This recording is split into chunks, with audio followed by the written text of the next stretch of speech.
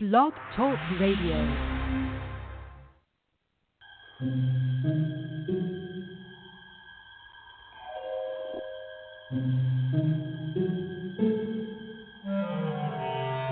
Archangels, ghosts, and Bigfoot, oh my.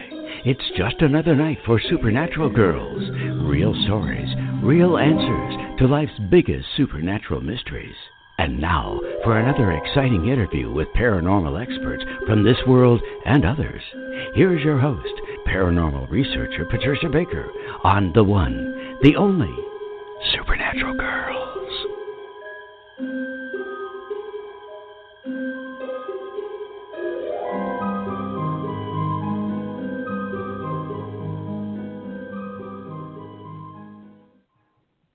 Welcome, everyone, to another exciting episode of Supernatural Girls Radio. I'm your host, Patricia Baker, and I am here with my very special co-host tonight, the very talented psychic medium, George Lugo. George, welcome to the show.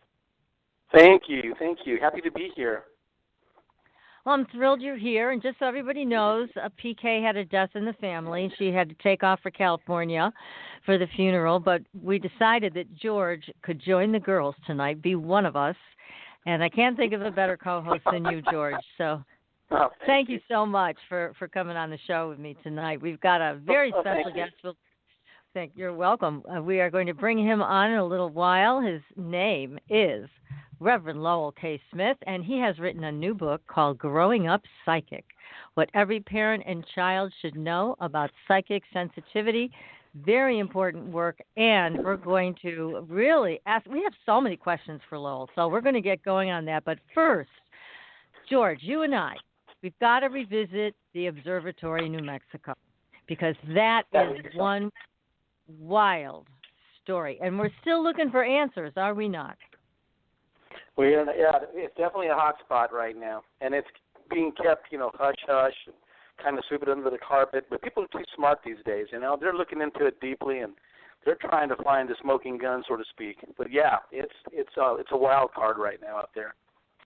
It really is, and I wanted to let everybody know that we went a little bit further with Corby Mitleid, who's a great tarot reader. She did a reading last week on the show, and also PK did the numbers. And so we followed up again this week with new information, because what it looked like, from what our associates were telling us, we have some contacts in the underground, and they were saying that there are underground facilities all throughout New Mexico, and they are connected by a group of tunnels. Now, I know this for a fact because one of my associates was there when one of these facilities was being built, and it was 15 stories underground. So he said, I know for a fact it was there because I was there when they were building it. So that we can confirm. Now, the story goes that they have live ETs in some of these facilities, and one of them got out. Now, if you think about it, all of the facts that were reported, for example, Black Hawk helicopters, FBI agents, evacuations, leaving out local law enforcement, the ET theory seems to fit that. Don't you think, George? Absolutely. Yep. They're really, blocking all information from leaking out and anyone from looking in. And, that's kind of unheard of under normal circumstances, but they're really shutting the whole thing down. They don't want anybody looking into it. That's exactly right. And they also closed down 2 post offices, which was odd. And, of course, the official story is that the janitor was caught doing something illegal, disseminating pornography or something like that. But nobody's buying the story, because why would the FBI be involved like this? Why were there no charges filed? There's just too many questions about that particular cover story. And actually, my law enforcement friend told me he was embarrassed that they issued such a horrible cover story. So he said, that's nuts. And he just started laughing. So anyhow, we're still looking into this. And one of the things that we looked further into with PK were the numbers regarding this janitor. So she looked at his name, she looked at all the numbers, and she came back to me and said, listen, I got to tell you, there's no way in heck this guy was involved in something like that. I can tell by looking at the numbers of his name. She said, no way.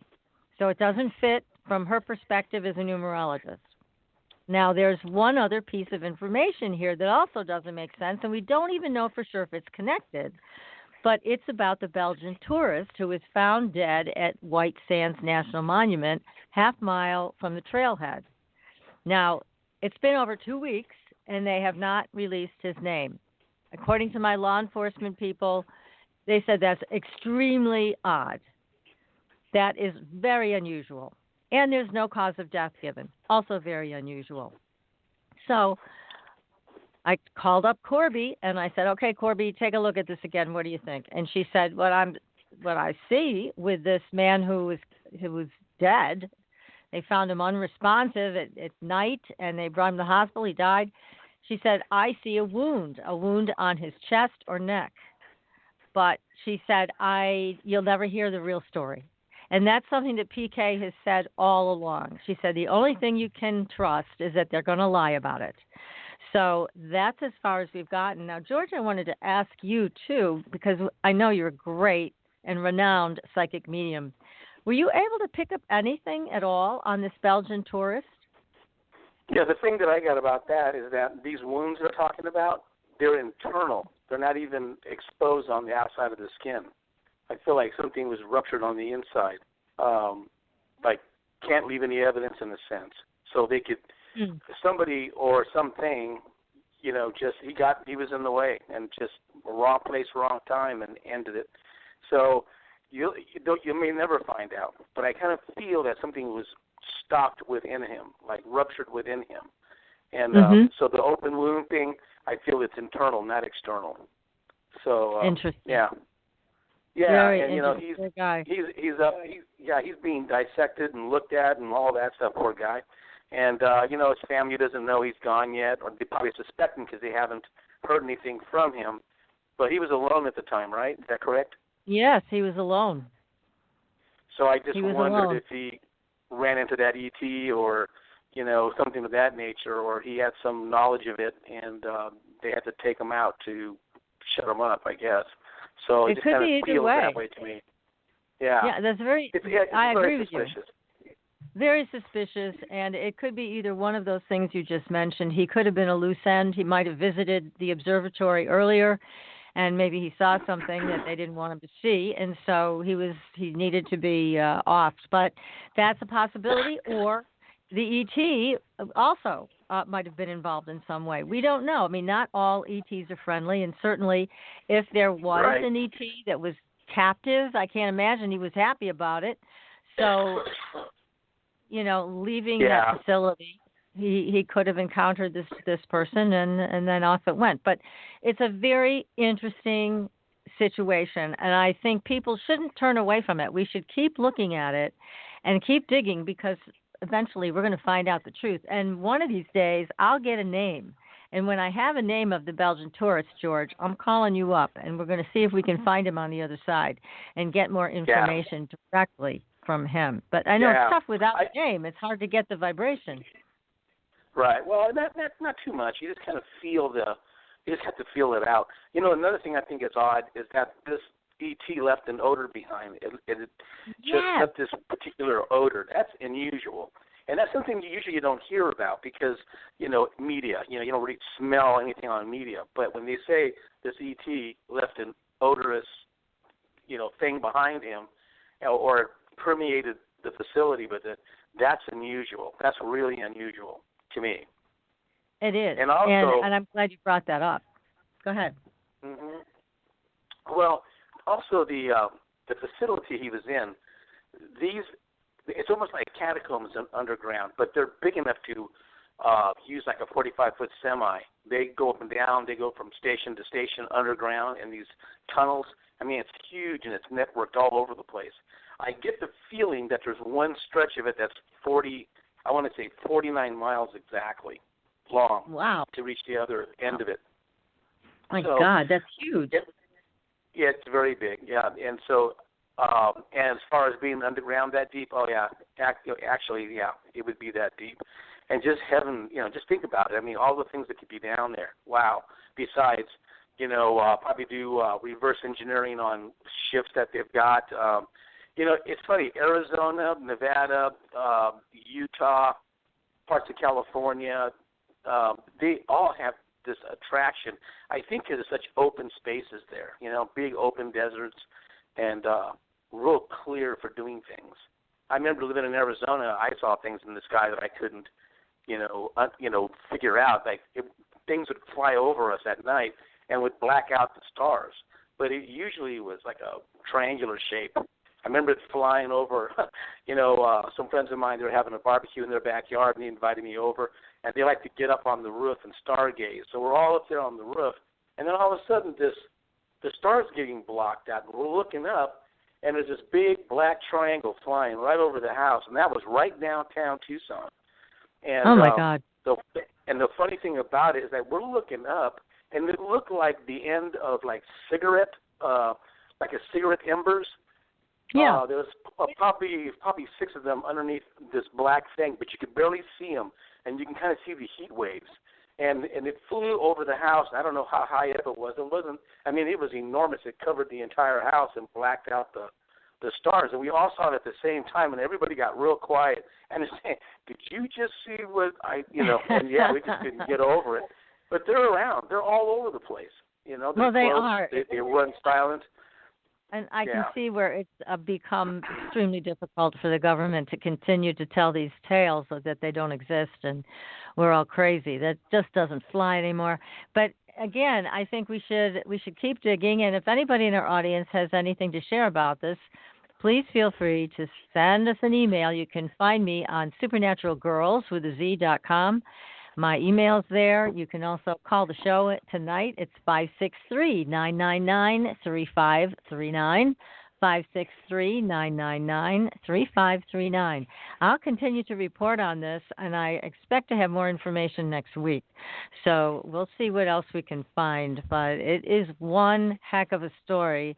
And as I mentioned, my law enforcement associates who've been on the fringes with this, they cannot believe the ridiculous story that is being spun around it. It makes no sense to them, and they're just laughing because they think, and people are not that stupid, like you said, George. They're not going to buy it anymore. So yeah, like that type of cover-up is sort of obsolete now. With media the way it is. So it's so cutting edge. Everybody's kind of transparent.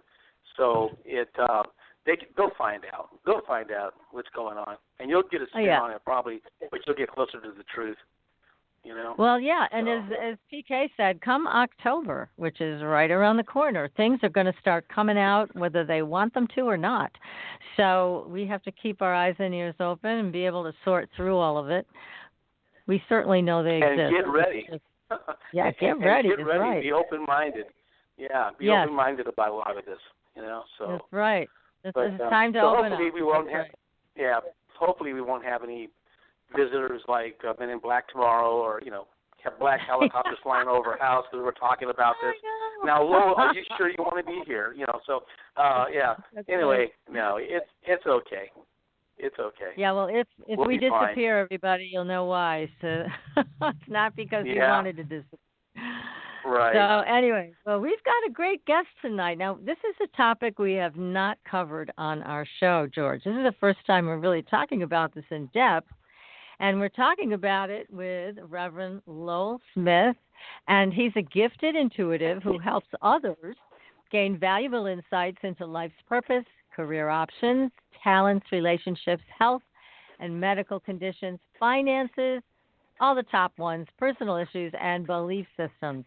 With his ability to read auras and energy patterns, Lowell's special interest is in helping today's children understand their unique strengths and powers as Indigo and Crystal children. Lowell's purpose is to educate and train these Indigos and those who live and work with them in the importance of understanding metaphysical laws. Well, Lowell, welcome to the show. Thank you. Glad to be here. Oh, it's a pleasure to have you. And when you and I were talking, I was surprised that we've never really talked about this on our show. So you're giving us a great opportunity to talk about the special needs of psychic children, as well as your own experience. Because one of the things George and I were discussing before the show is, my goodness, you have survived one of the most difficult childhoods I think I've ever heard about. So God bless you. That was a tough one. My goodness. Every time you shared something, they were there to literally beat you down because of it. It was horrible. Yeah, well, that was what I chose to come into. Well, that's a kind way of saying it. So and I feel that it kind of puts you on full alert, as a child, and it brings out any gift that you may have, and yours have been really obvious to you, I guess, and that's pretty amazing what you've been through. Yeah, and survived. Well, being born psychically sensitive, I often say the very first memories I have are of my mother's lights because of the aura. And she and I used to talk, and she'd say, when I was a baby, I would play with her lights, and she knew it because she was psychically sensitive herself. And so that's my first memories. And, of course, I saw angels all the time, dead people, and, they were just part of life. So it wasn't until that I went to live with my grandfather. I was sent away at about 2.5 to a foster home for several years, and then my father's father, who was in the war at the time, came and got me and my brother, and we went to live with him. And he was a hellfire and brimstone Baptist person who literally thought I was possessed by the devil. I mean, the poor guy. When I would talk about his dead mother and his dead grandmother and his dead uncle, and they would tell me stories about him, he would get really furious and spank me. But anyway, so that was just part of it. So I ended up having to turn the gift off when I was about 6 years old because he accused me of killing a man. And then I didn't have it again until I met my mom again when I was 15. And that's when it really started fully turned on. And I've been actively involved in seeking and searching and reading, etc., ever since. You just said something. Oh, yes. This is kind of interesting. You said when I was 15, it got fully turned on. So that, I know that you can kind of try to quit doing it or shut it away or try to ignore it, but it's always there, and you always get a sense of it being there, and you can kind of suppress it. But so then when when you met your mom again and she brought that out at the age of 15, it must have been like a tidal wave coming back for you. Well, it scared the shit out of me. In fact, it gave me a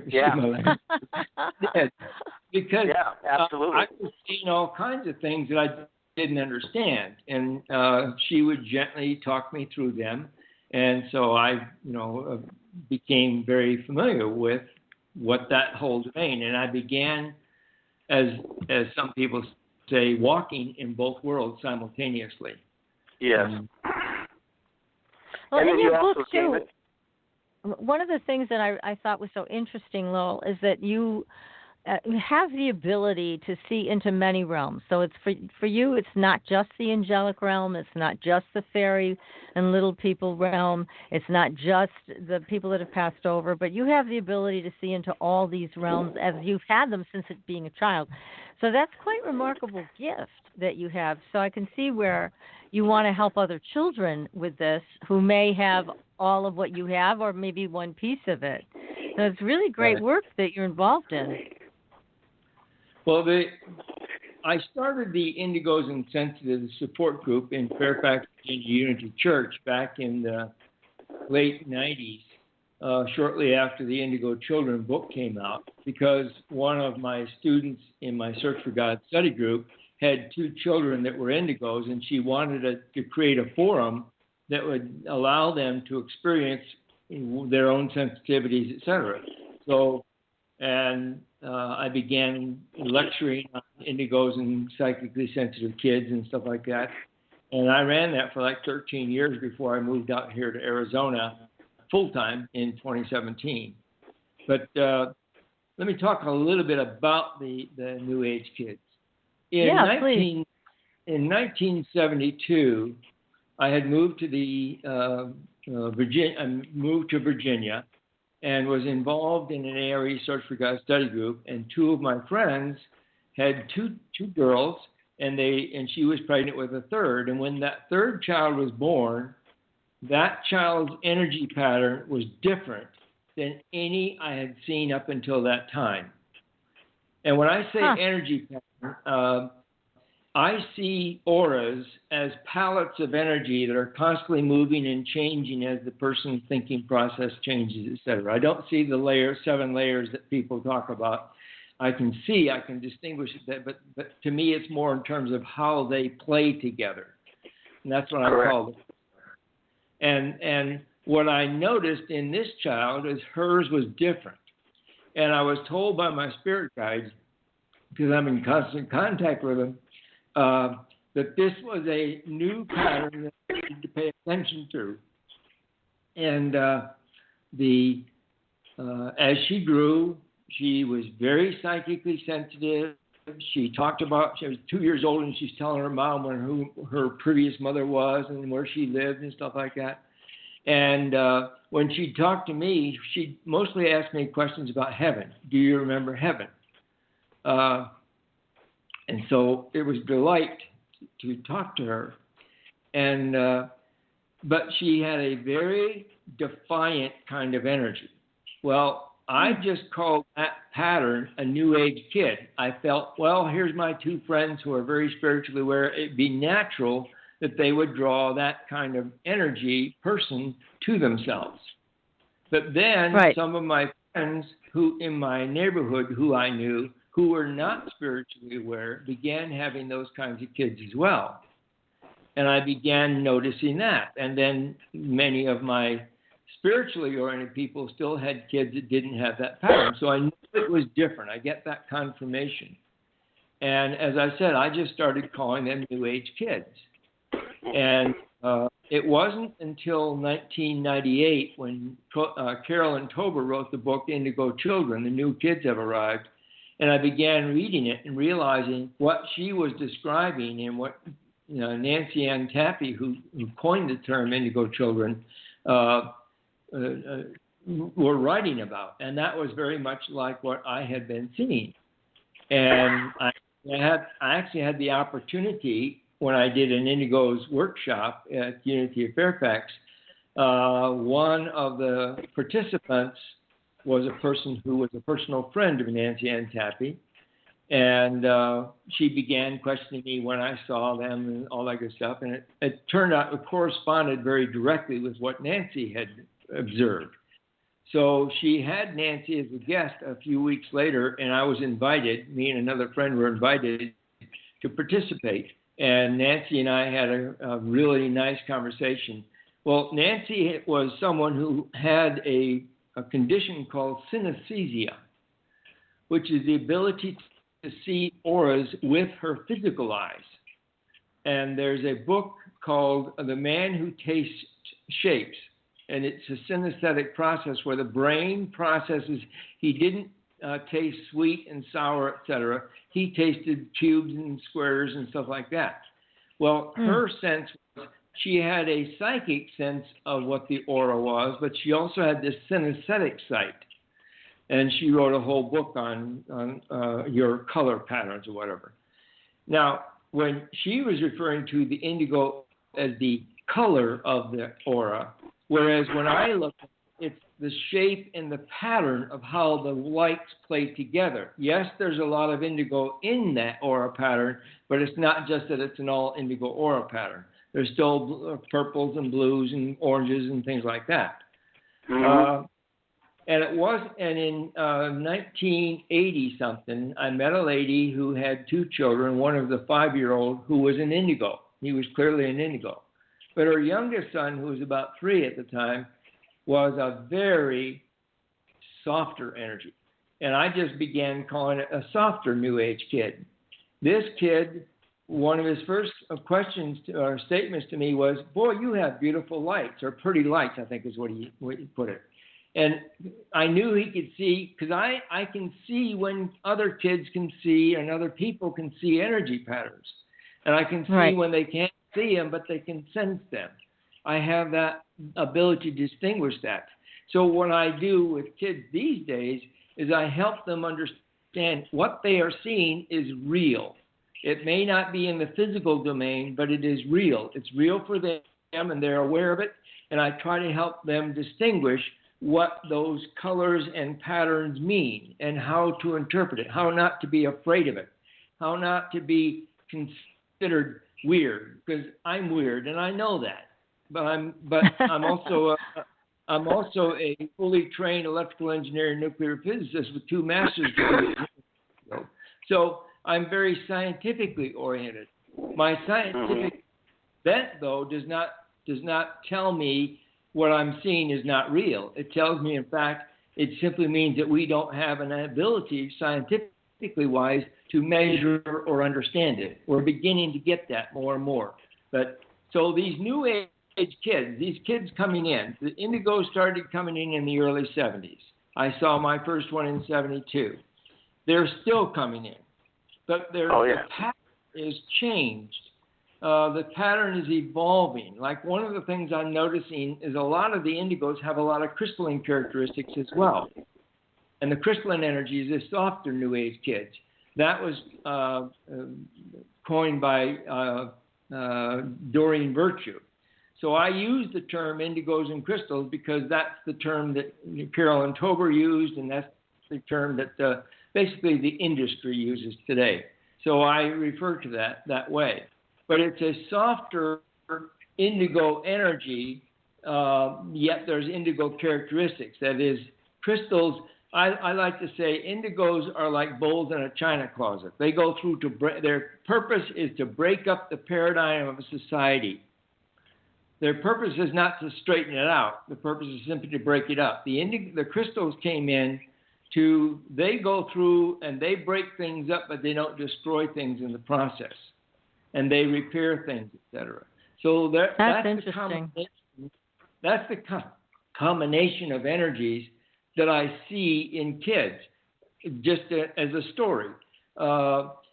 Just the other day, I went and had some physical therapy on my wrist.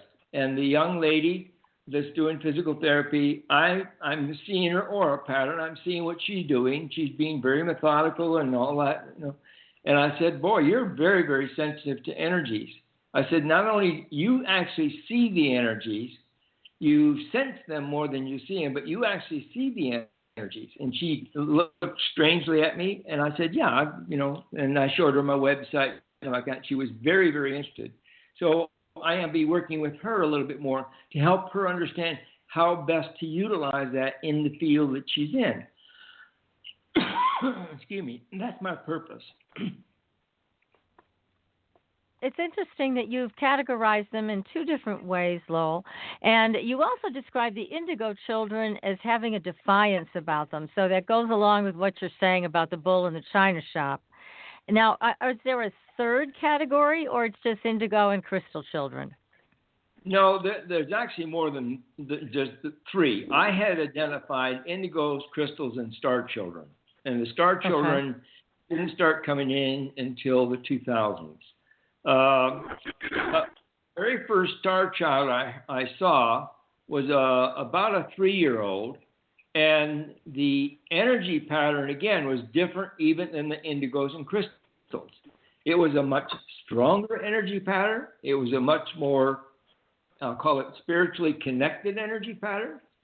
And when that child looked in my eyes, it felt like I was being nakedized in the sense of it could see directly to the soul, and there's no hiding anything from the star children. When babies look in your eyes and you feel like you're being stripped raw because you're being seen for who you really are, that's a star child. I was often being told by them as well what star system they came from. And I just find that interesting. I know for me, for example, I am from Arcturus. I've always known that since I was a child. I would go out when I was a kid on the farm and look up and cry and pray to go home because I want to go home to my star. But they often tell me what star system they're from. And the partner that I had, her grandchild, when she was born, she was about 5 months old. She was on my knee. Her head is away. And I mentally said to her, Peyton, what star system are you from? And she turned her head and looked directly into my eyes and mentally said to me, Arcturus, same as you, Grandpa, which gave me a great feeling. But they are very purposeful. They are much more directed than crystals. The lady that I am working with, she's probably in her 30s. She's beginning to show, or at least I'm beginning to become aware of a star quality to her energy as well. It's very difficult to try to describe, but if I'm with someone else who sees aura patterns, I can describe what I'm seeing in the aura pattern, and they can relate it to what they see and determine what they experience relative to that. These are not labels. These are just terminologies that I have been using and others are using to try and describe the key thing, the most important thing is then taking that information and providing that person or those people a sense of purposefulness about what that's all about and what their purpose is in life. That's great. Well, it's a wealth of information. I'm so glad you're here with us, Lowell, because I know there are a lot of parents out there that are looking for guidance on how to work with your children, and they are coming in with new energy. Well, we're going to take a very short commercial break, and then we're going to come back and continue this very interesting and enlightening conversation. So stay tuned, everybody. You're listening to Supernatural Girls Radio, and we will be right back. Are you ready for a new experience of freedom and powerful connection? Would you like a positive, effortless change in your life? Then come to CosmicFusion.com, where we offer the most advanced energy clearing and expansion techniques in the world, with a quantum vortex energy to activate your divine blueprint and life's purpose. When your soul leads the way with cosmic fusion and quantum vortex energy, you can break clear of past difficulties and blocks with the power of the source. With Cosmic Fusion, the source energy does the work for you. It's easy and effortless. Listen to our free meditation right from our Cosmic Fusion website, the Cosmic Code Meditation. Sign up for one of our interactive webinars today. Come to Cosmic Fusion, www.KOSMICfusion.com, to experience an effortless awakening and transformation. Are you ready for an upgrade? Are you ready for a new experience of living in the fifth dimensional magic and powerful connection? Then visit CosmicFusion.com today. CosmicFusion.com.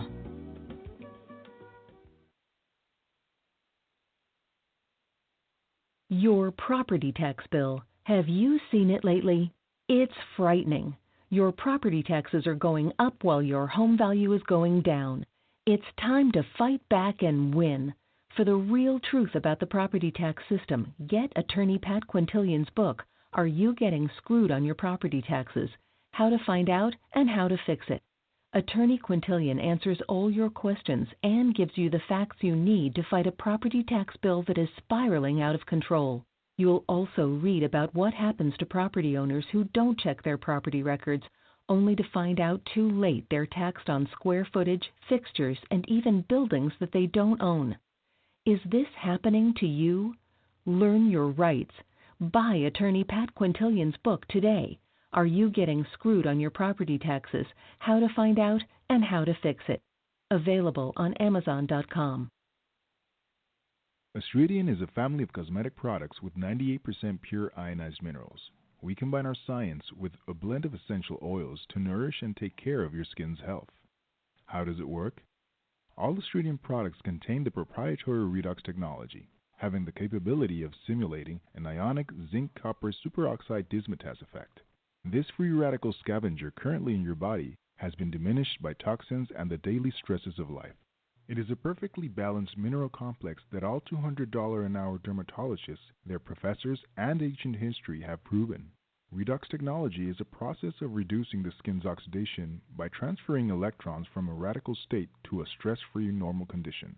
Oxidative stress is a form of cellular aging, and as science has proven, a precursor to disease. The free radical theory of aging states that organisms age because cells accumulate free radical damage over time. Damaged cells are not beautiful, but healthy cells are. The Astridium family is presented in 4 different uses that cover unique benefits to your body. They are the Essential Anti-Aging Series, the Multivitamin Series, Sports Series, and Professional Series. Regain your youth with the power of Astridian. Visit www.astridian.com and inquire. Use the code SUPERNATURAL and receive a 10% discount on your first purchase.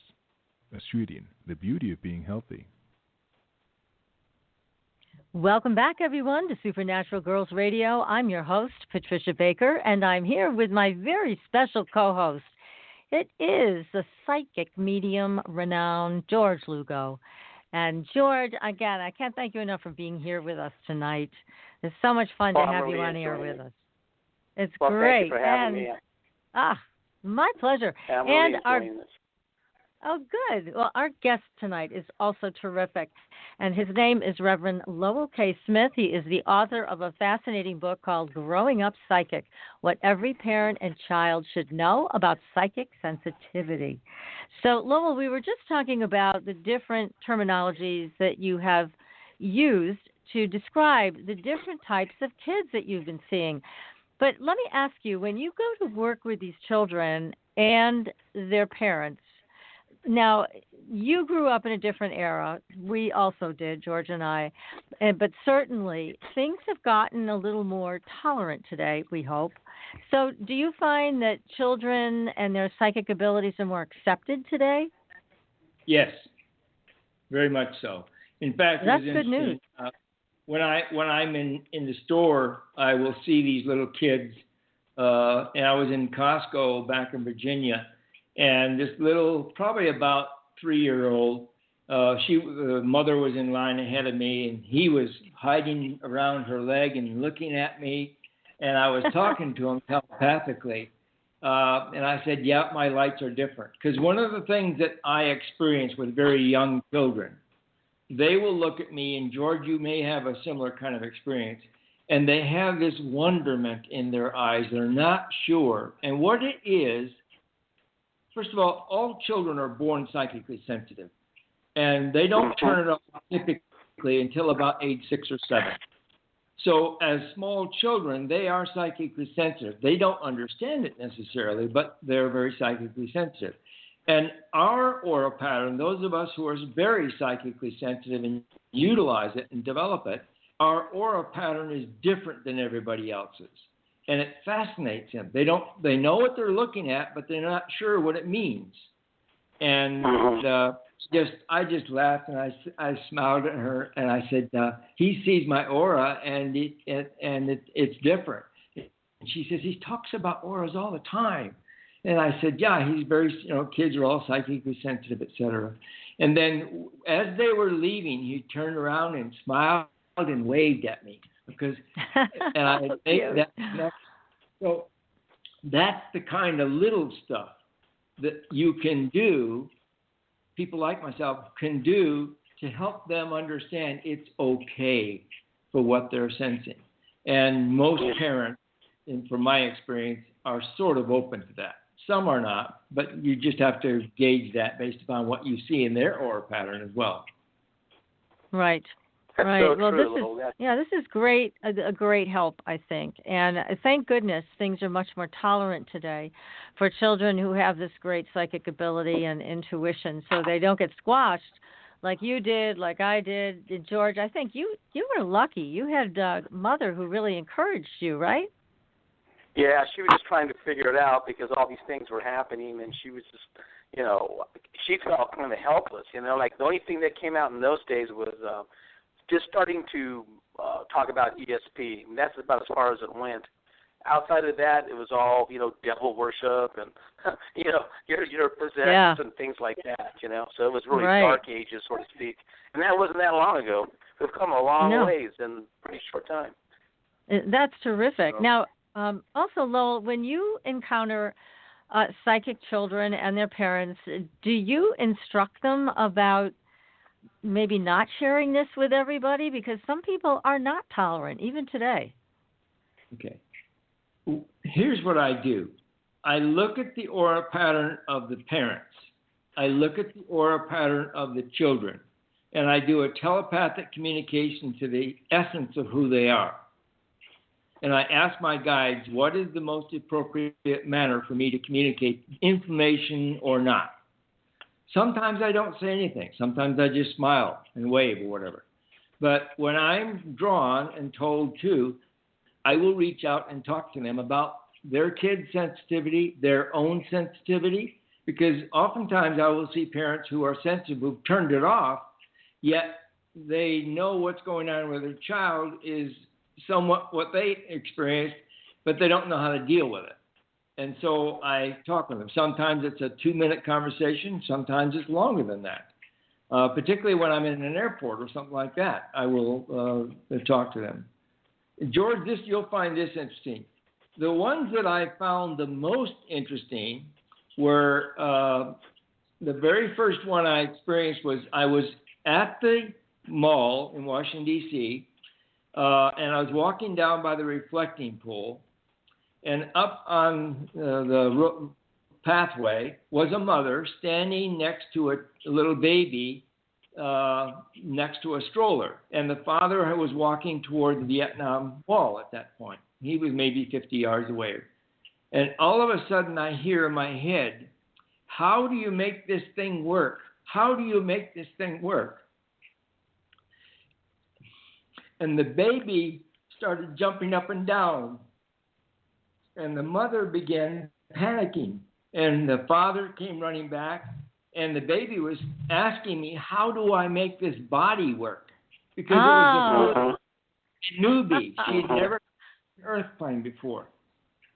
Right. And I was not at the point within myself to know what to do. So when she says, what did you do? Because the baby had never verbally mouthed anything. Right. In like 18 months or something. And all of a sudden she was trying to mouth and she was talking to me mentally like a chatterbox.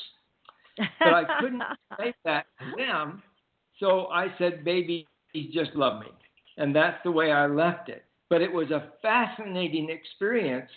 And then about 4 months later, I was in an airport in Atlanta, and I saw this little girl down, in one of those, at the end of a terminal where there's, several things. And she was looking under the seats trying to figure out how they worked. And she was also a newbie. I'd never experienced that before. So within a very short period, I experienced 2 newbies. Now, I don't know if George has ever experienced that or not. Mm-hmm. Fascinating. Absolutely. It is fascinating. Very fascinating. Yeah, you're exactly right on that. Now, in the media, Lowell, we see a lot of interest in children with really special powers, I'm going to call it, telekinesis and those kinds of things that are usually associated with somebody like Uri Geller. But what do you think about that? Have you met children who have those types of very pronounced abilities? Yes. Yeah, mostly in the United States or in other countries? Both. I spent 2 months in 1994 and 2 months in 1995 as a design engineer with IBM in China, Beijing, China. And during that time, I saw a number of children in the Summer Palace gardens, in my walks around Beijing and things like that. And I would telepathically talk to them.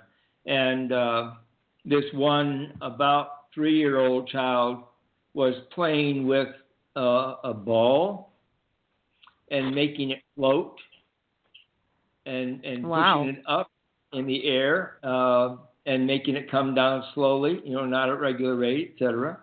And when he saw me, he grabbed it, and then he looked at me, and then he just turned around and started doing it again. And my awareness was he was aware that I was aware, and it was okay. Right. So he wasn't going to be reprimanded or anything. Yeah. Yeah. Mm-hmm. That's fantastic. That's a fascinating experience. Yeah. Now, So that you saw happen in China. And Yes. where was that child's parent? Was the parent nearby, or he was by himself? There was actually the father that was with him was off doing a meditation walk. Oh, okay. So he was entertaining himself with some telekinetic powers. Very cool. Right. Now, would you consider that child a indigo, crystal, or star child? He was a crystal child with a little bit of the star child characteristics. Mm-hmm. How interesting. And what about here in the United States? Did you see anybody like that here in the United States? I have seen several things that I know are abnormal. I'm not sure what it was I saw. I saw a little boy make something appear and then make it disappear. And I don't know if it was a trick of my mind or what. It was in an open park. And I was questioning whether I was seeing spirit manifesting for me or whether he, in fact, was doing that. And it seemed to me, from my perspective, that he was more in control of what was going on than it was simply a spirit appearing. But he made an object appear out of space and then made it disappear. And it wasn't something that just dropped out of the sky or like that. It just made it disappear. It went away.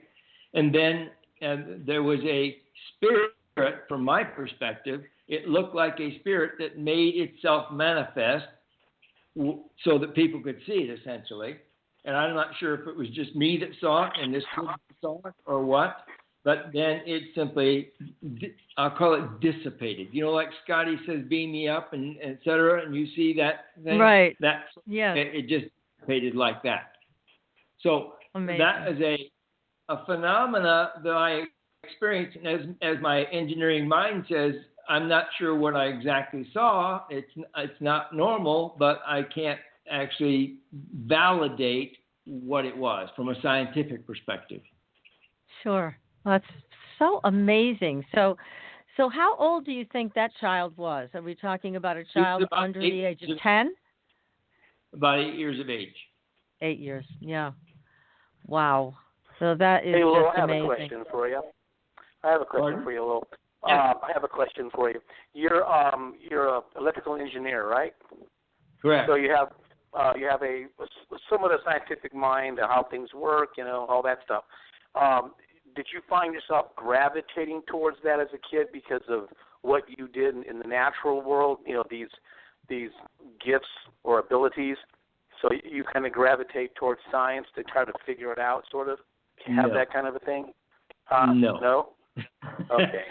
I just thought maybe that because of what you could do, you thought that maybe there was a scientific reason for it, so you started gravitating towards that. What happened when things started being revisited to me, when my angel Lace White, who's my guardian angel, came back and said, time to turn the gift back on, I was literally on a walk back from, it was dark, from football practice. I was 5 miles from school, and all of a sudden I saw all kinds of ghosts and overlapping time frames and things like that. So that was scary, right?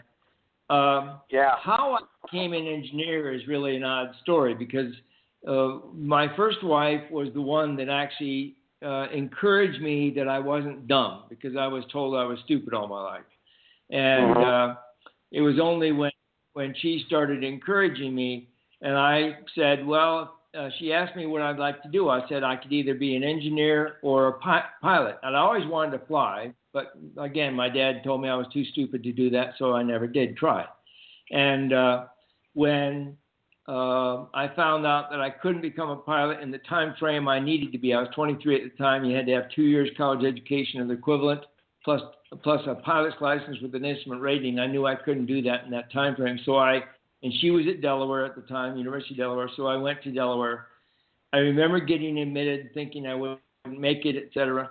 I struggled like crazy through the freshman year, but by the sophomore year, I was on the dean's list and remained there throughout my thing, and then had a full teaching assistantship scholarship at the University of Delaware, where I taught nuclear physics.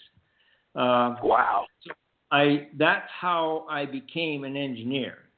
And all I can say is it was Spirit's way of putting me technically oriented, really knowledgeable physics-wise in that, because I studied quantum mechanics, and my professor happened to be a professor that did his PhD under Einstein at Princeton. And so I learned a lot, and it gives me the credibility to talk about what I talk about, because I can talk about quantum mechanic-wise what the quantum mechanic understanding is versus what Spirit understanding is. Right. Yeah, so that critical thinking did help. You know, it did define things for you, right? Absolutely. Absolutely. Yeah. Yeah. I have another question for you. Oh, go ahead, George. No, okay. Go ahead. I just wanted to know, okay, when you access the Akashic Records, how do you go about that? How do you actually do that? Is it through meditation, or how do you do that? Okay. Give you a little bit of background. When I was in undergraduate school, my wife was going to a lady that was doing guided meditations. And my wife told her a little bit about me, and she said, bring in one night. So I went one night with her, and this lady was doing a guided meditation, and she recorded these. And so when she says, I want you to look at the center of your forehead, and when I did, all of a sudden, I felt this whoosh kind of sensation, and I was up in the clouds, and there were thousands of light beings saying, welcome back, welcome back. And there were 4 guides there. And I'm saying, welcome back, I ain't never been here before. And they said, oh, yes, you have many times. And they showed me multiple lifetimes. And she's recording all this. That's why I know all this. And then they say, we want to show you this book. And I had never heard the word Akasha before. And they say it's called the Akashic Record. And it was a book, and yet it wasn't. It was strange. And they showed me, you know, these long keys where it has a big loop where the handle and the key part. Yes. I was shown my hand on the loop part, and the key part was missing. They said, you have part of it. Now you have to develop the rest. And that was about 1967 or so. 66, 67. And then in the 70s, 73, 74 time frame, one of my Search for God group people, their granddaughter who had died of leukemia. And they knew I had the ability to tap into spirit and that. So they asked me if I would tap into her energy and bring information. So I said, well, I don't feel comfortable doing it consciously, so I'm going to do a channel meditation process for them. So I go in, and the very first energy that comes through is Archangel Michael, and then he turns it over. He says the more appropriate energy for this channel is Archangel Gabriel.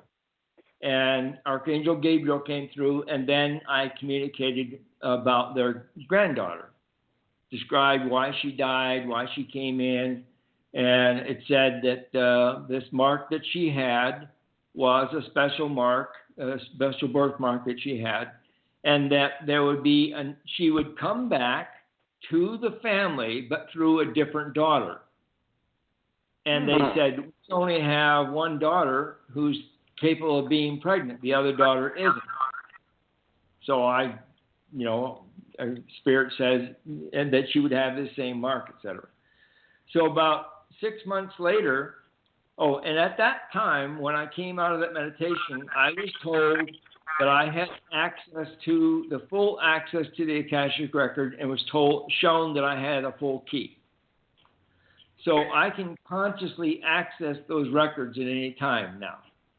So 6 months later, this other daughter who could not get pregnant, was told by doctors she could not get pregnant, got pregnant. And the girl that she brought in had the exact same mark on her body that the granddaughter that died had. And she remembered that lifetime. And she began telling her grandmother about that. So what a great experience. That's how I learned about the Akashic Record. Quite an experience. You know, Lowell, I've got to commend you too, because you know you talk about people passing and then people returning and all of that. You've had, again, I want to go back to your life because it was very torturous in so many ways with the foster family and the abandonment by your mother and different things that happened. But certainly your father stands out as quite the meanie, and I'm putting it mildly.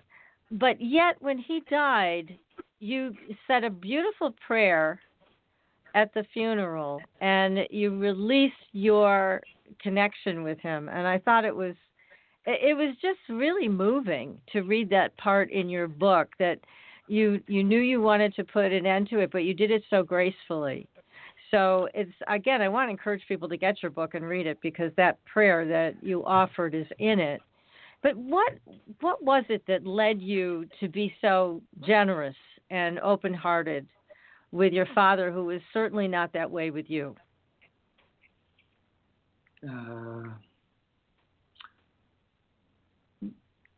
My constant connection to the angelic realm is what supports me. And knowing that I chose to experience that is what allows me to continue.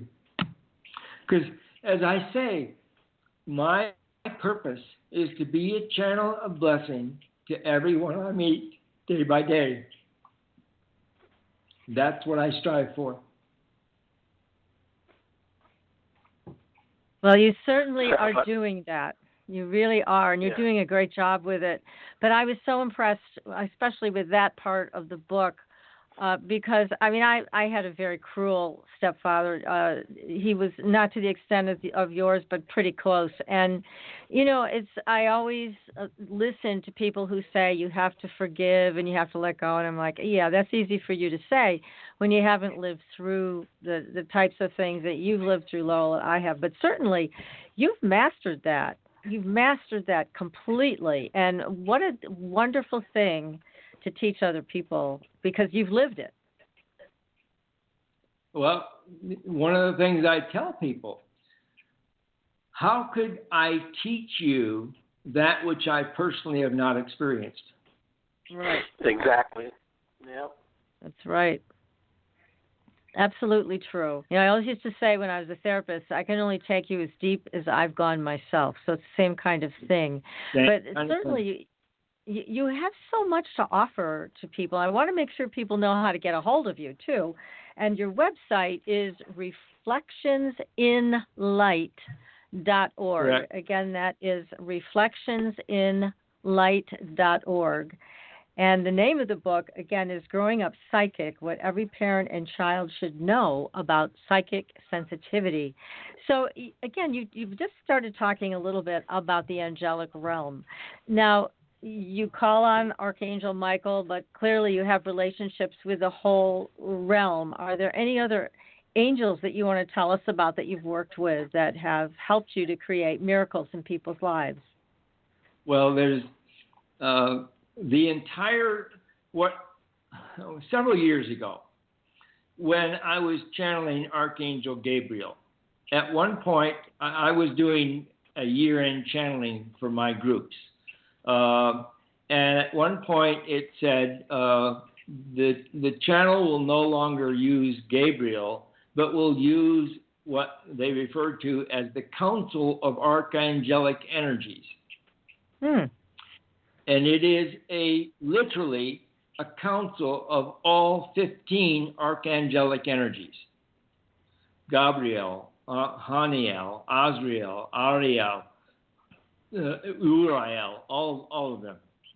And when I was doing that particular year-end channeling process where this happened, I went to a higher level, a different, higher frequency level, I guess is the way I want to say that, when I went out. Because when I do deep channeling, I have this special process that they use where the Lord's Prayer is said, and then I find myself literally gone.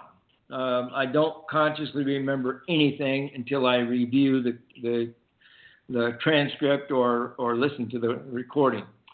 So, but what happened there was, all of a sudden, I found myself at this table. And all of the archangels were at this table. And when a question was asked, I was aware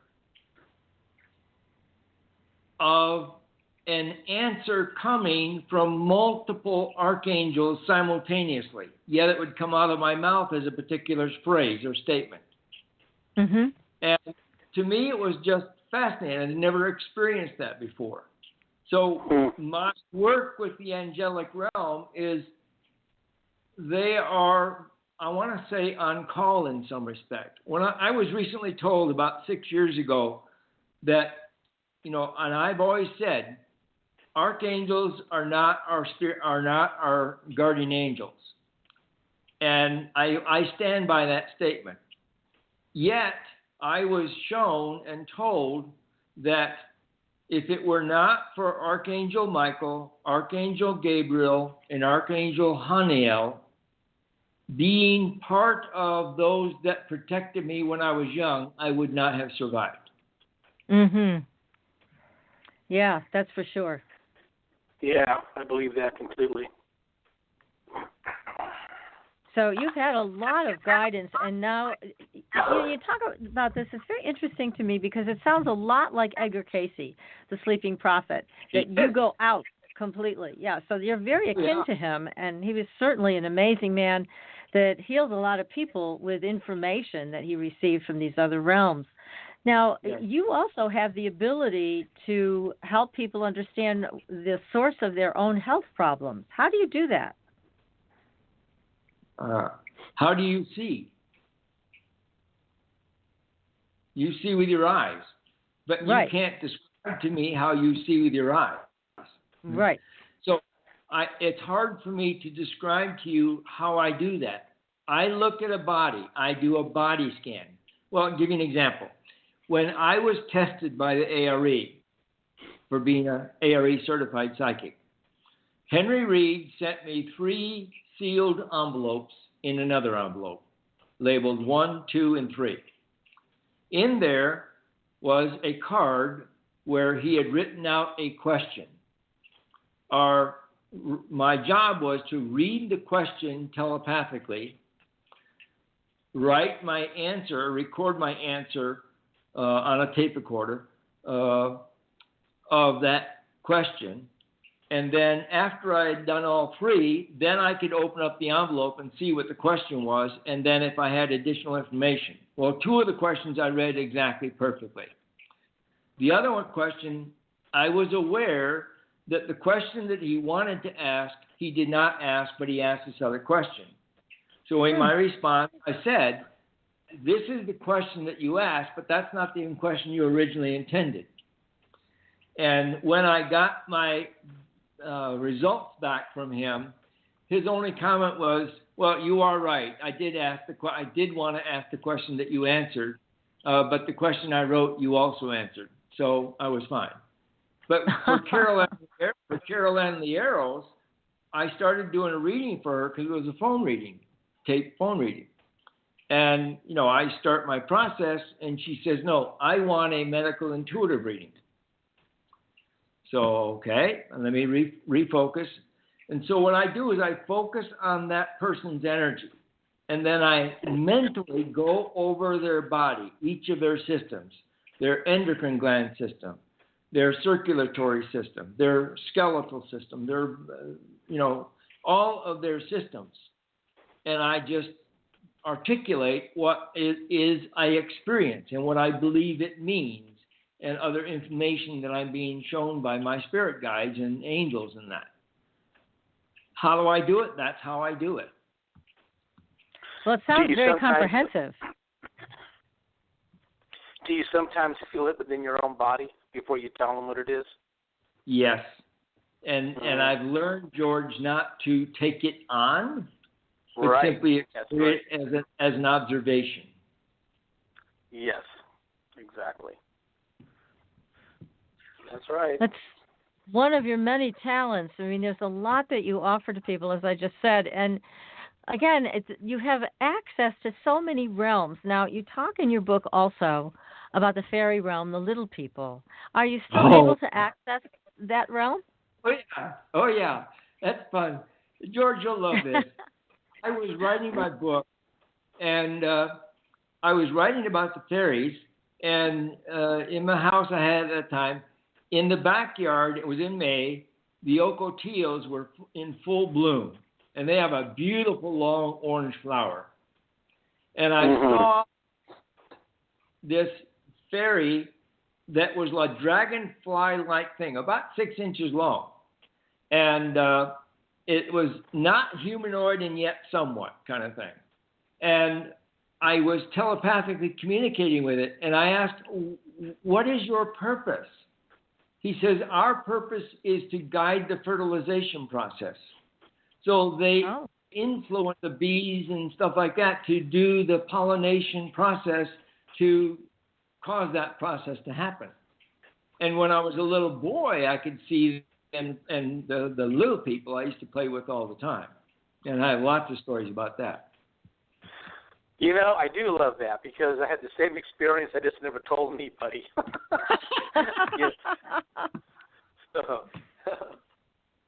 Well, it's interesting because with the fairy people, I mean, people think that they're only just miniaturized, life forms, but I've encountered some, and maybe you guys have too, that are pretty large. I remember one time Helene was behaving badly, and Becky and Helene and I were all working together on something, and one of the fairy ladies stepped forward, and she blasted Helene with this energy, and Helene went flying backwards. Becky saw it, and she was like, uh-oh. She said, Helene, you better behave yourself. I mean, there's a lot of power in what these fairy people have within them. And they're not all like 6 inches tall. Some of them are pretty large, which surprised me. So I don't know if you guys have seen any that are larger, but my goodness, this one was quite powerful, and it taught Helene a little bit of a lesson that time. And it was really fun. But they are such a joyful group overall, right? Did you both experience that? Yeah, oh yeah. Let me distinguish a little bit. As a child, I was very much aware of what I call the little people. And the little people are gnomes and elves, etc. Those are terms that are used for the I'll call it the characteristic quality of the energy of the being that is present. Now, clearly they are not in physical form, but they are very much in energetic form, and some of us have the ability to experience them as if they are physical. And I see them move. I see them. I can be sitting here at my table looking out into my backyard, and I can see them move from one plant to another. But those are little people. Their purpose is not the same as the fairy realm. The fairy realm is a different vibrational quality, if I can use that term, from the little people realm. The little people realm do go from bush to bush and tree to tree, and their part is to help with the growth process in each of those plants, etc. There's also the devas, which are the energy of the plants themselves. And Eileen Caddy talked about this in the book on Findhorn, and I happened to have the unique opportunity of meeting her and Peter at the ARE many, many years ago, and talking to her because she's the first person that I had ever seen or heard that I could actually describe them the way I had experienced them. And we actually got hushed because we were making too much noise in our talk. But so the little people are a different realm, and there are larger ones and there are smaller ones. I'm sorry to tell you this, the energy that I experienced as I tune into what you're saying in that was not a fairy that did that. That was an energetic being that is part of the little people beings, and they do have the ability to direct energy at or toward or whatever individuals as well when they see things are not correct. Now, that's what happened. Yes. There are some mischievous ones, yes, but there are not any bad ones. Let's put it that way. Not from my experience. Right. Now, when I talk about the fairy realm, though, that is a much different kind of creature. From my experience, they are butterfly, dragonfly-like creatures. Sometimes they are just energetic wisps of energy. Yet I'm aware of a consciousness awareness in that I see moving from plant to plant. There is an energy that I experience them that they will interact with the insects, influence them in that regard. But it's all in alignment with natural law. And one needs to understand that. So, if people tell me a story about this evil thing happening, my sense is they're tapping into a negative energy that they themselves have created, or at least drawn to themselves.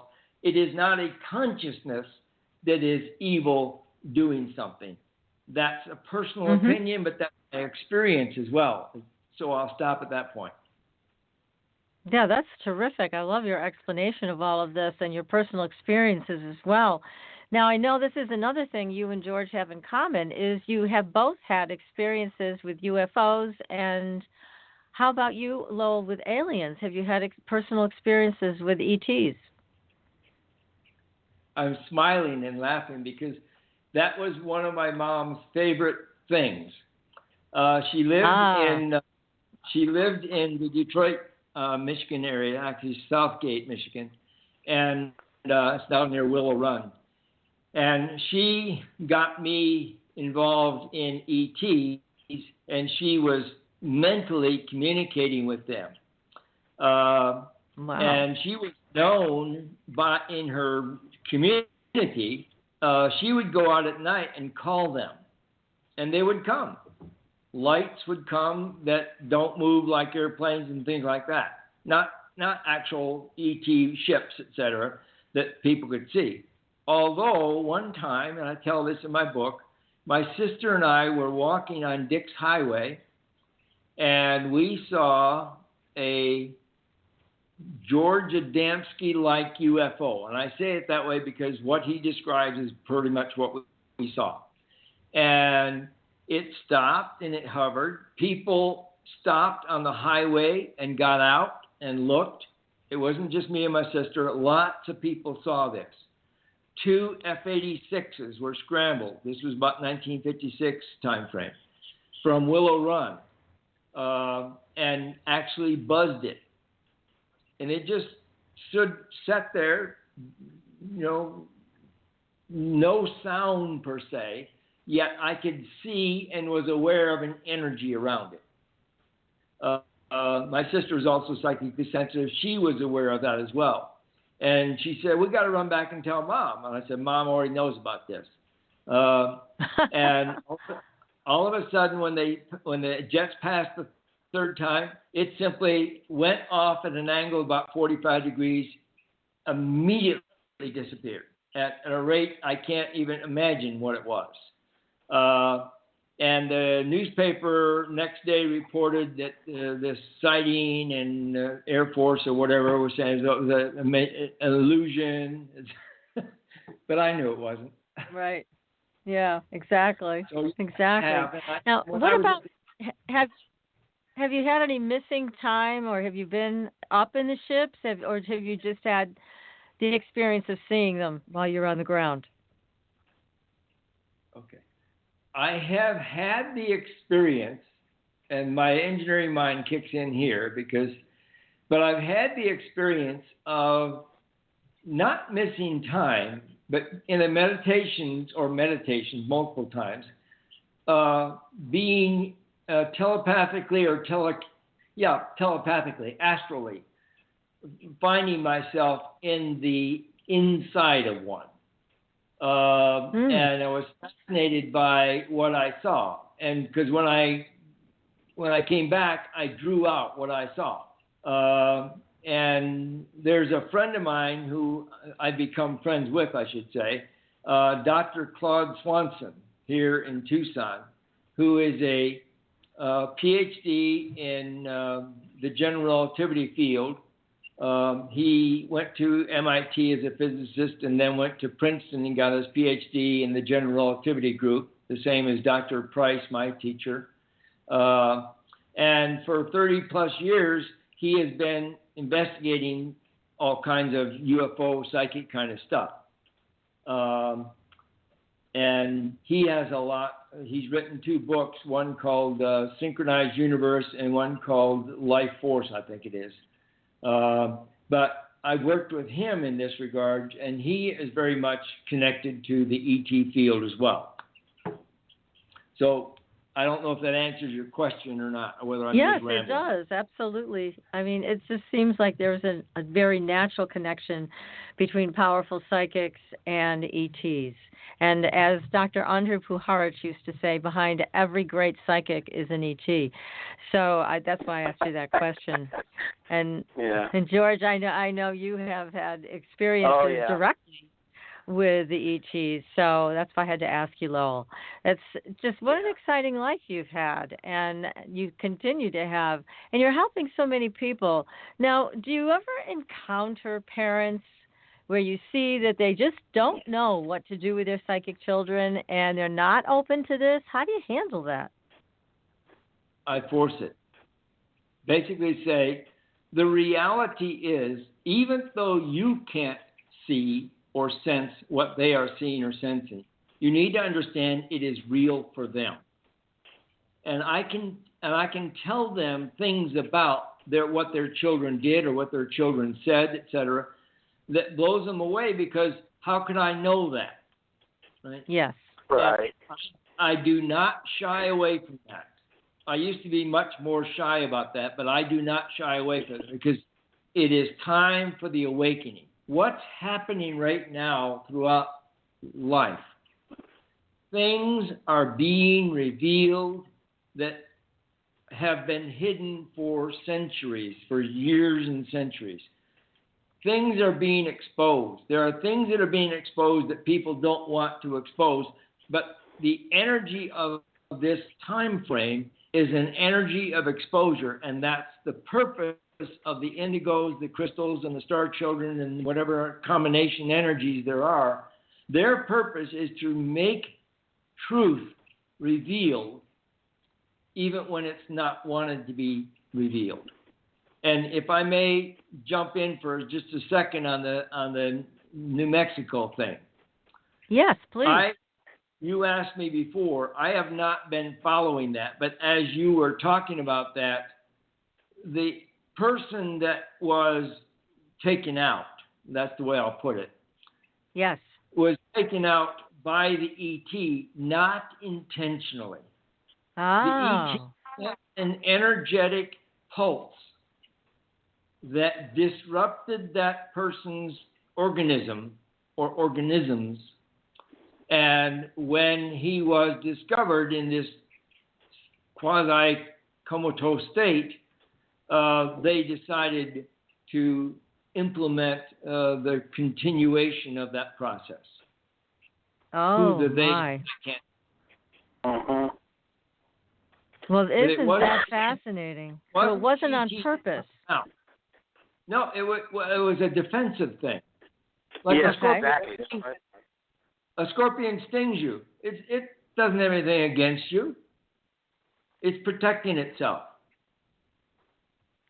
Exactly. That is fascinating. Doesn't that make sense, George? It really does. And also what you said is it came from within. And so that would make sense, Lowell, with what you just said, too, that it was a disruption of his energy, basically, but it was just a reaction from the ET that made being this happen. discovered and all that. Yeah. I can only think about, 100 years from now, this is going to seem so like wagon train stuff. You know what I mean? Yeah, what we're really. going to learn in the next 100 years from now. Oh, my Lord, it's going to be something else. Yeah. Yeah. So many exposures. Now, Lowell, when you tuned into that, obviously you were able to pick up on some really great information. Is there anything else that you found as you looked into this? I mean, like where this ET was from or what he was trying to do? Was he an escapee? Not that I'm willing to reveal at this point. Oh, darn. You better call me later. Yeah. Or I'll track you down. Yeah. Well, we thank you for this, though, because I know you said you hadn't been following it. You didn't know anything about it. But certainly this piece that you've added to the puzzle does seem to fit. So it's really, we appreciate that. We really do. Absolutely. Because we do. Yeah, great. We deserve to know the truth. My God, enough of being in darkness and having them try to throw us off base with these crazy stories that don't make any sense at all. So thank you for sharing that. Are you in touch with David Wilcox? No, I have not been in touch with him yet. I would highly recommend that you do so. Do you have his number? I'll track him down. I you will can give it to me later. Yeah, I'll give it to you in email. Okay, great. I will definitely track him down. He's somebody that we've talked about having on the show for a while, so that'd be great if you can get me his number, and I'm sure our audience would love to hear from him as well. So, again, keep talking to us. We could just talk to you all night, Lowell. You're just full of some wonderful, enlightening experiences and stories. Is there any child in particular that you think of that was really extraordinary that you'd like to share with us? Oh, God, many. There is a student of mine, former student of mine. I'm not there. She came with her mother to my Indigos and Sensitives group about 4 or 5 years ago, and she was just 9, was going to turn 10 in like a month or so. And when they came in, they were new. We go around, we introduce, etc. And typically, with the way I facilitate that, I ask people questions, or I'll do mini readings for people. And I could see her looking at me, so I started telepathically reading her mind, not in an invasive way, but in an open, inviting way. And so I began talking to her about the things that she sees, the things that she senses, etc. And all of a sudden, her energy began changing. She said, "It's almost like, oh my God, I found my tribe," kind of thing. And she is a very advanced soul, more advanced than I am in many respects. As sensitive as I am, but not with the understanding that I have, that I've developed over my lifetime. And her and her mom had a website called God Manifesting, M-A-N-I, Manifesting, however you spell that. And but she is someone who knows her purpose. When she talks, the adults just drop their mouth and just say, "My God, where's this wisdom out of this 9-year-old, 10-year-old kind of thing?" And her mom was sensitive, but has become much more sensitive as a result of working with this daughter of hers, who happened to be highly chemically sensitive. And so she had to, the foods weren't correct and all that good stuff. And so she had that challenge, as it were. But she is a unique individual, very highly evolved physical being. She knows. And at one point I told her, I said, "Look, it's time to shut that off for now. I want you to become the little girl that you need to be," because she was becoming too adult and not really enjoying her childhood process. And So she is one unique child.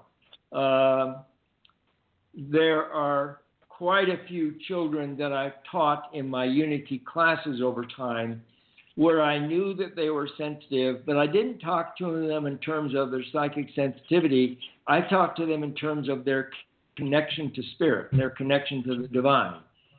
And since I was teaching Bible classes and that, I would teach them what the Bible was really saying and things like that. And one of the books that I used was Lessons in Truth, which is a classic Unity thing. And in there are 2 chapters, one on denials and one on affirmations. And as Unity teaches it, the affirmations are about affirming that which you want to create and experience in your life, and affirmations about how to do that. And the other is denials. And denials are not denying the reality of experience, but denying the power of that process or that experience to cause you to be different or change how you react in life. And I taught these kids how to create their own affirmations and their own denials. And over 20 years later, they would come back to me and they said, "It's one of the greatest things you ever did for us. You taught us how to manage our own lives, essentially." So that's I great. that. Yeah, that's Does tremendous. That So now, do you offer classes to psychic children and their parents, or what do you offer? Because I know people are texting me; they want to know what kinds of classes and individual work that you offer. Now that I'm on this radio show, I'm thinking that there might be the possibility that I could create a Indigos and Sensitive group here in the Tucson area. I'm open to doing that. I tried to do it through other, I tried to get that process, the Indigos and Sensitives paradigm for creating groups like that in other cities, and have never found the one thing that it requires. It requires someone who is psychically sensitive and who can leave their ego at the door. Right. And that's a big thing that I find difficult when I go into like a psychic fair and see. For me, it's always fascinating to walk around and see who is a really genuine psychic and who is just doing it for the money. They may be psychic, but they're only doing it for the money. And those, in fact, there was this one young lady who was doing readings, and she was hesitating like crazy. And I just stopped to her and I said, "Look, you are far more psychically sensitive than you're willing to admit. You have this crazy sense that there's a responsibility that if you say the wrong thing, you've done the wrong thing." And I said, "You set your intention, you set your heart. Dear Father, Mother, God, help me be the channel of blessing I need to be with this individual." And then you just go from there. You allow Spirit to speak through you. It's not your consciousness. It's getting your consciousness out of the way and allowing Spirit to speak through you. That's a great message. And unfortunately, Lowell, we've run out of time. I mean, this has gone in the blink of an eye. So great to talk to you on the air. And I know our audience has really benefited from hearing your wisdom and your personal life experiences. And again, the name of your book is Growing Up Psychic, What Every Parent and Child Should Know About Psychic Sensitivity. And your website where people can get a hold of you is reflectionsinlight.org.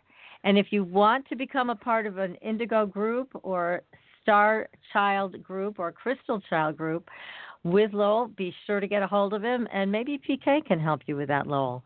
So until next week, everybody, this has been great. George, thank you so much for joining us.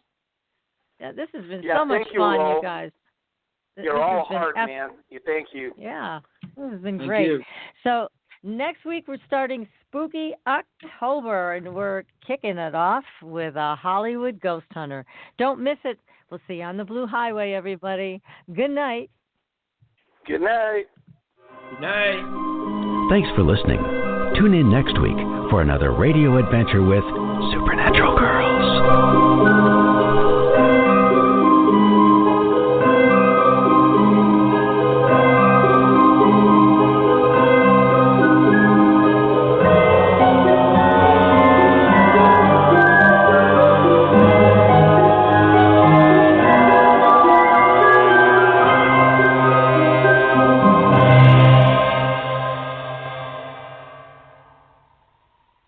Hey, George, thanks again. That was a lot of fun.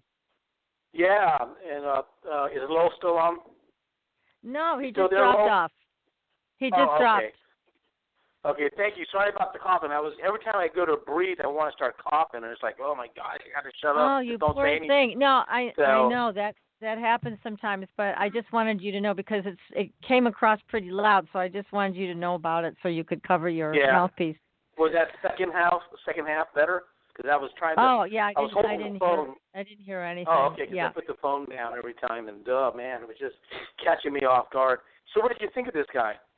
I really enjoyed him. I thought he was really interesting and really good. I was pleasantly surprised. I think PK will be sorry she missed this show, but I know she's he was great. Yeah, she's going to get together with him since they're both in Tucson, so that'll be great. Yeah. Well, I tell you what, again, I mean, you're an amazing interviewer. Like I said, it's like going to the proctologist, So you dig deeper. You dig deeper than most, So you're really good at that. You're great, and you do it with such grace, and you're wonderful. You. Well, you did. You asked some really great questions, and I was thrilled that you were here with me tonight. It really was pleasant. I got to tell you, I enjoyed it so much. Thank you. Me too. So go have your cookies. Oh, yeah, my God.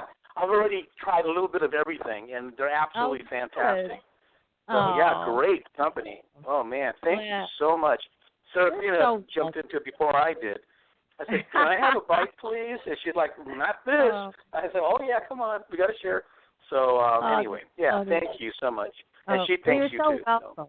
Oh, well, it's my pleasure. I wanted you to know how I was congratulating you on your move and everything. That's no small accomplishment, that's for sure.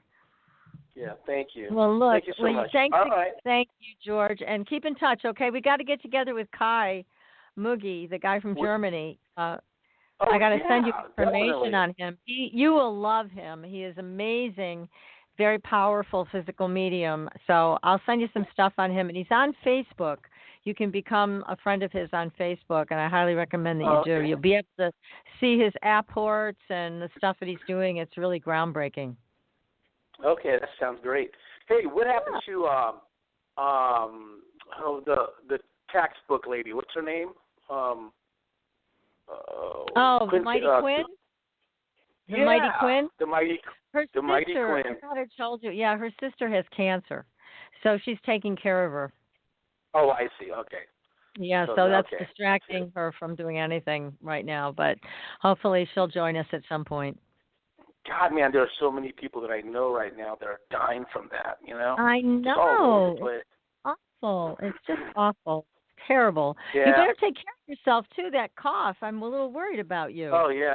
Yeah, it just came on yesterday. It started to come on last night. I had a little bit of trouble, breathing, going like, man, what is this? Where did this come from? But I see so many people. That's part of it, Yep, and that's right. they come in here and they're coughing and hacking. And so. Oh, boy. Well, take care of yourself. Yeah, I stay away from people for that very reason. Keep away. Smart move. Yeah. Okay. Well, thanks you again. George. Thank you, and you have a great night. You too. Thank you. Talk to you later. Okay, hon. Talk to you later. Bye-bye. Bye-bye.